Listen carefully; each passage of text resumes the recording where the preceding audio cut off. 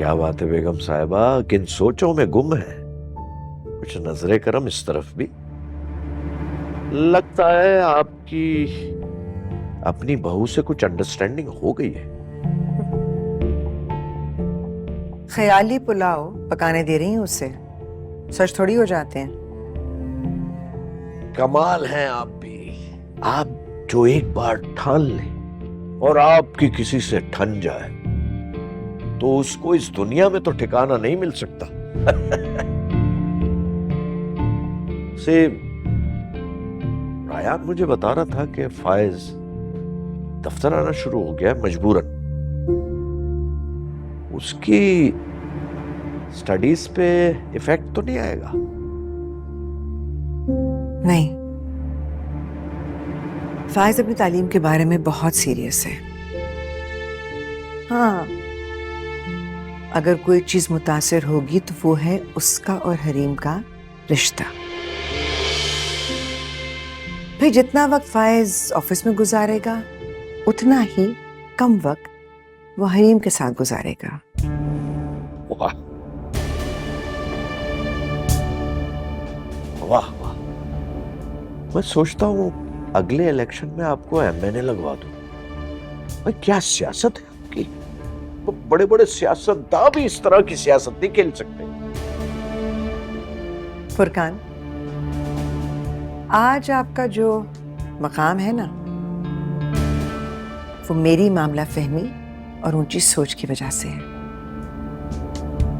वरना आप एक ठेकेदार थे, एक मामूली ठेकेदार रहते। इसीलिए आपसे कहती हूं कि अपनी सोच को बुलंद करें, बड़ा सोचें। बाग को संवारना हो ना तो तराश खराश करनी पड़ती है। जंगली झाड़ियों को जड़ नहीं पकड़ने दे सकते।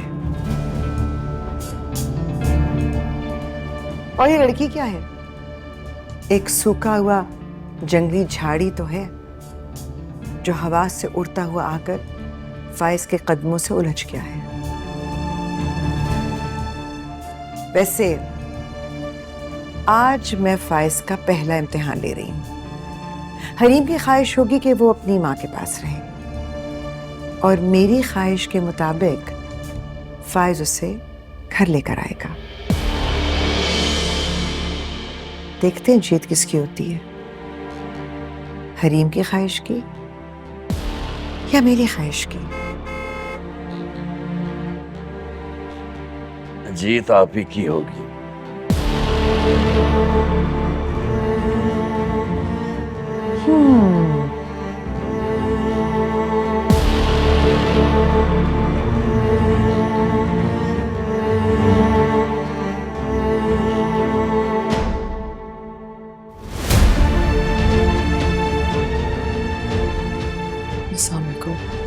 वालेकुम अस्सलाम। हरीम, तुम आ गई? मैं तुम्हारी ही मुंतज़िर थी। अब तक जागी हुई है मम्मी? इसके हाथ की कॉफी की इतनी आदत पड़ गई है कि जब तक पी ना लूं रिलैक्स ही नहीं होती। अरे मम्मी को कॉफी बना दो, बल्कि मेरे लिए भी एक बना दो। मैं देर तक जाके काम करूंगा, फ्रेश हो जाऊंगा। बना के लाती हूँ।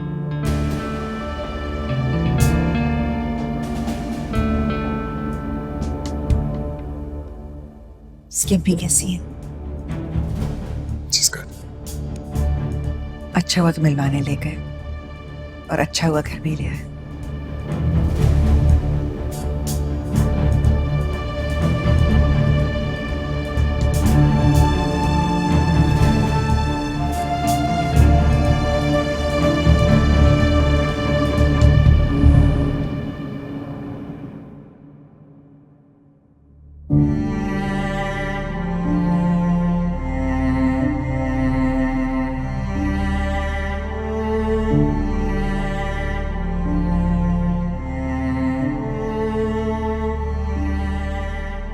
तुझे मैंने बताया था ना कि निगत खाला ने शगो का रिश्ता मांगा अख्तर के लिए। जी जी बताया था, मुनासिब रिश्ता है, मेहनती लड़का है। हाँ है तो सही, लेकिन शग्गो राजी नहीं थी, लेकिन अब मैं देख रही हूँ कि वो 2-4 दिन से उससे फोन पे बात कर रही है। राजी हो गई लगता है। तो फिर देर किस बात की है, बिस्मिल्लाह करें। हाँ यही सोच रही हूँ, लेकिन वो लोग मंगनी का कह रहे हैं। तुझे पता है मंगनी में तो 100-150 बंदा होगा, खर्चा बड़ा हो जाएगा। आप खर्चे की परवाह क्यों करते? आपका बेटा अभी जिंदा है, धूमधाम से अपनी शगों की खुशियां मनाएंगे। क्या बात है, खैर तो है। कारून की कब्र तो नहीं खोद डाली, हर वक्त पटवा भरा रहता है। कारून का खजाना ना सही, एक मुर्गी भी होती है जो सोने का अंडा देती। दोस्त के साथ कुछ पैसे इन्वेस्ट किए हैं, वहां से आते हैं हर महीने। अच्छा तो फिर उन लोगों को हाँ कह दो। ना का तो जवाब ही नहीं है, हाँ ही हाँ है। चल अल्लाह मियाँ और दे तुझे। ठीक है, मैं बात करती हूँ।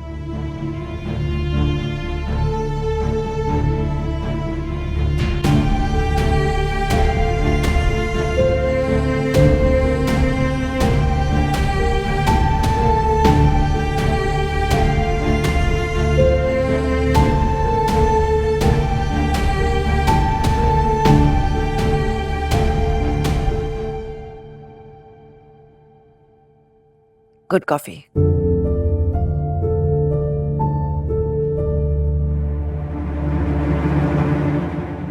अस्सलाम वालेकुम डैडी। वालेकुम सलाम। शुक्र है बाप से बैठ के बात करने का वक्त तो मैसर आया तुम्हें। जिन माँ बाप ने तुम्हें पाल पोस के शादी के लायक किया, उन्हें भी कभी दिलजोई की जरूरत होती है।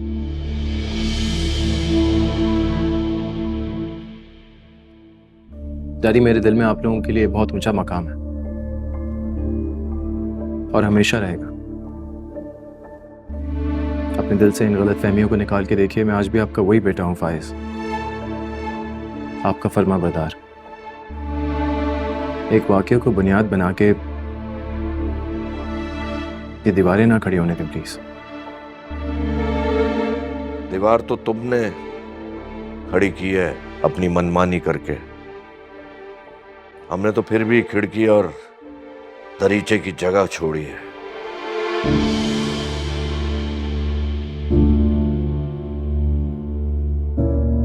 वरना तुम तो हमारे मुंह पे 2 लफ्ज मार कर चले गए थे कि भूल जाना फाइज नाम का कोई बेटा भी था। फुरकान, ये बातें रहने दे। आज इतने दिनों के बाद बेटा आकर माँ बाप के पास बैठा है, ये ना हो कि आपकी तल्ख कोई की वजह से फिर से हमसे दूर हो जाए और मीठी मीठी बातें करने वाली अपनी बेगम के पहलू में जा बैठे। ठीक है कहकशा बेगम, फिर आप ही साहबजादे से गुफ्तगू कीजिए। देखते हैं कितना एहसास जागा है इसके दिल में और कब तक के लिए जागा है।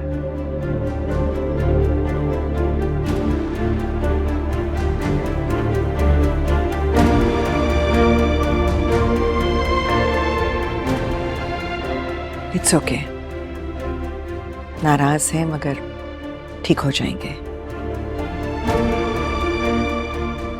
मैं ये फासले समेटने की पूरी कोशिश करूंगा।